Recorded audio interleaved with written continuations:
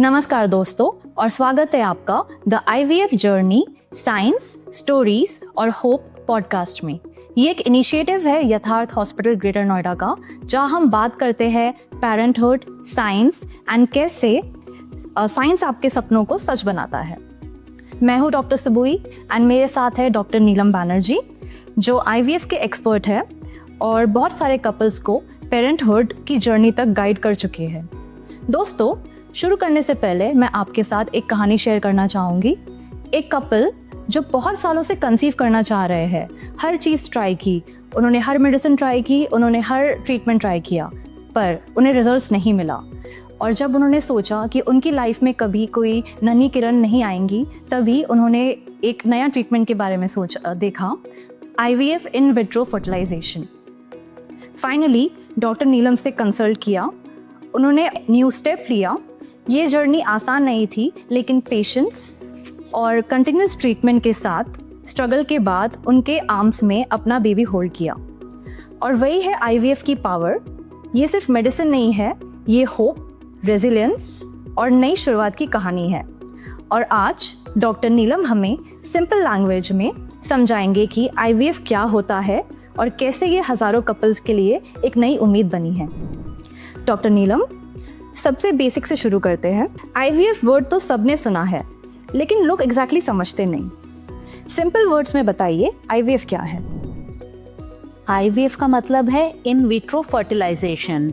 अगर simple language में बोलें तो इसमें महिला के शरीर से अंडों को बाहर निकालकर स्पर्म के साथ लेबोरेटरी में फर्टिलाइज किया जाता है और एम्ब्रियो क्रिएट किया जाता है, और फिर उस एम्ब्रियो को दोबारा से यूट्रस में ट्रांसफर कर दिया जाता है for further growth and development into a baby. इसके बाद प्रेगनेंसी बिल्कुल नॉर्मल तरीके से चलती रहती है। So basically IVF fertility treatment का एक एडवांस्ड एंड बहुत ही इफेक्टिव मेथड है। ओके, लेकिन कपल्स को कब आईवीएफ के बारे में सोचना चाहिए? क्या हर कपल जिनको कंसीव करने में प्रॉब्लम है उन्हें आईवीएफ करना पड़ता है? नहीं, ऐसा बिल्कुल नहीं है।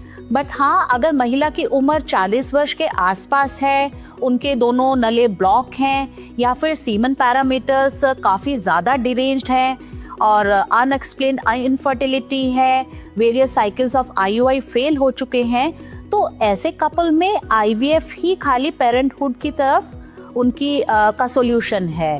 बट ऐसे और बहुत से इनफर्टाइल कपल होते हैं जिनमें अदर मेथड्स जैसे कि laparoscopic removal of cyst, adhesiolysis, repair of tube through laparoscopy, और या फिर polyp removal, septum removal through hysteroscopy के द्वारा भी प्रेगनेंसी अचीव की जा सकती है।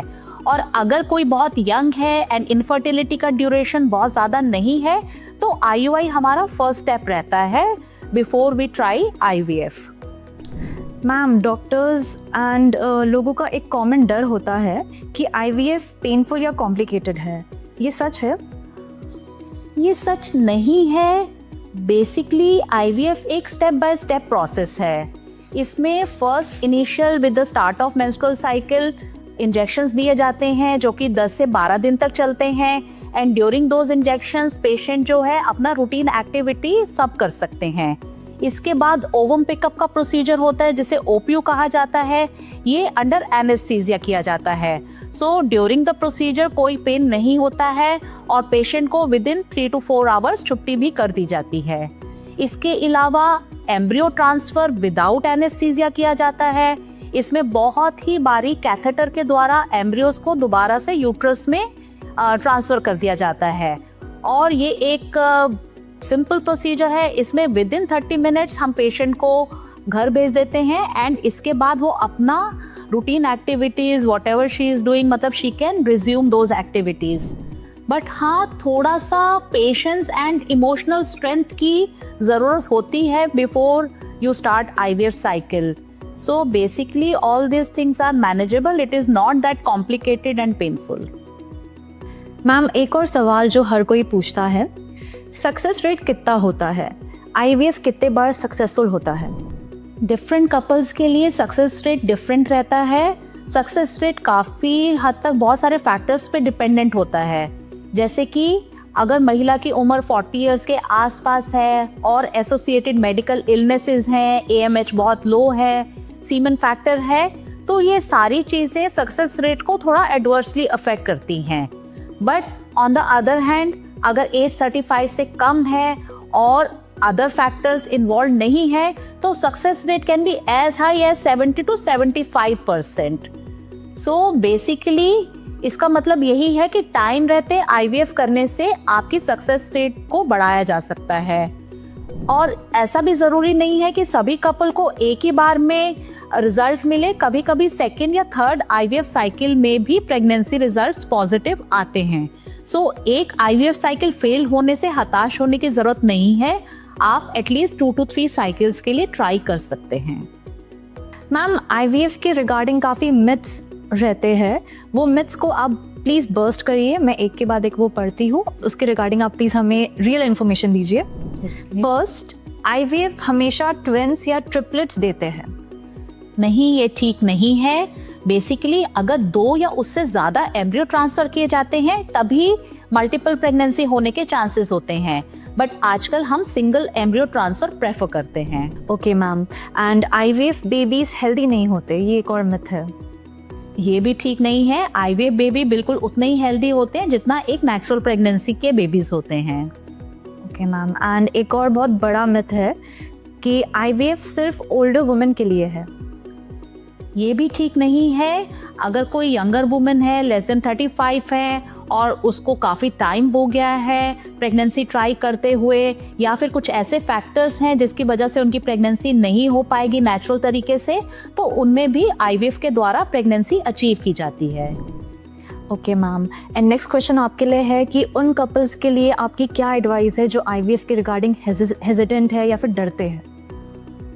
मैं उन कपल्स को यही कहना चाहूँगी कि आपको IVF से घबराने की या डरने की बिल्कुल भी ज़रूरत नहीं है। IVF एक एडवांस फर्टिलिटी ट्रीटमेंट मेथड है फॉर इनफर्टिलिटी, जो कि ट्राइड एंड टेस्टेड है और काफ़ी सेफ है। Million of couple world over को IVF के द्वारा प्रेगनेंसी हुई है, सक्सेसफुल प्रेगनेंसी हुई है, जो कि अदरवाइज शायद नहीं हो पाती। सो अगर आपका किसी भी तरीके से इनफर्टिलिटी रिलेटेड कोई भी डाउट है तो वो आपको एक एक्सपर्ट के साथ अपनी प्रॉब्लम्स या अपने क्वेश्चंस डिस्कस करने चाहिए, rather than going through other media. Okay ma'am, and ma'am lifestyle का IVF सक्सेस में कितना रोल होता है? डाइट, एक्सरसाइज या habits like smoking and alcohol fertility को डायरेक्टली इम्पैक्ट करता है? बिल्कुल इम्पैक्ट करता है। एक गुड लाइफस्टाइल होना बहुत ही ज़रूरी है if you are trying for conception. आपका एक balance diet, regular exercise, adequate sleep, quitting smoking, alcohol, और ये सब चीज़ें काफ़ी इम्पॉर्टेंट होती हैं, बिकॉज अगर ये चीज़ें नहीं हैं तो ये आपके स्पर्म की क्वालिटी को और एग की क्वालिटी को एडवर्सली इफेक्ट करते हैं। इसलिए सभी कपल जो कि एक प्रेगनेंसी के लिए ट्राई कर रहे हैं उन्हें हेल्दी लाइफस्टाइल अपनाना चाहिए। मैम, एक और कंसर्न रहता है इंडियन कपल्स का फाइनेंशियल एस्पेक्ट को लेके। IVF हमेशा कॉस्टली होता है या फिर इंडिया में और भी ऑप्शंस अवेलेबल है इसके रिगार्डिंग? नहीं, IVF हमेशा कॉस्टली ऑप्शन नहीं है, बट हाँ कभी कभी डिपेंडिंग अपॉन द सिचुएशन कि और अदर ट्रीटमेंट्स या अदर कुछ इन्वेस्टिगेशंस रिक्वायर्ड हैं तो कॉस्ट ऑफ ट्रीटमेंट वेरी कर सकता है। बट अगर हम देखें तो इंडिया में ये काफ़ी अफोर्डेबल है as compare to many other countries world over. और हमारे हॉस्पिटल में हम पेशेंट को हमेशा पेमेंट के लिए ऑप्शन देते हैं कि वो इंस्टॉलमेंट में पेमेंट कर पाएँ, सो दैट उन पे फाइनेंशियल बर्डन ना पड़े during their IVF journey. Okay ma'am, definitely. And ma'am, IVF में अभी न्यू इनोवेशंस एंड टेक्नोलॉजीज अभी क्या आ रही है जो मतलब कपल्स को और उम्मीद दे सकती है, होप दे सकती है?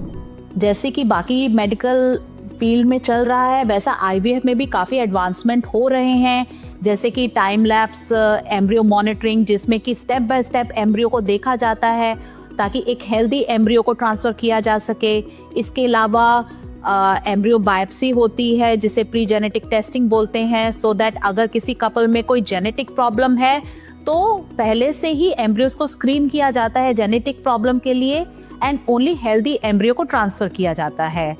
इसके अलावा अगर कोई मेल फैक्टर है जिसमें कि सीमेन की क्वालिटी बहुत ही खराब है, तो भी माइक्रोफ्लूइडिक के द्वारा एक अच्छे स्पर्म को सिलेक्ट करके ICSI प्रोसीजर करने से रिजल्ट्स मिलते हैं।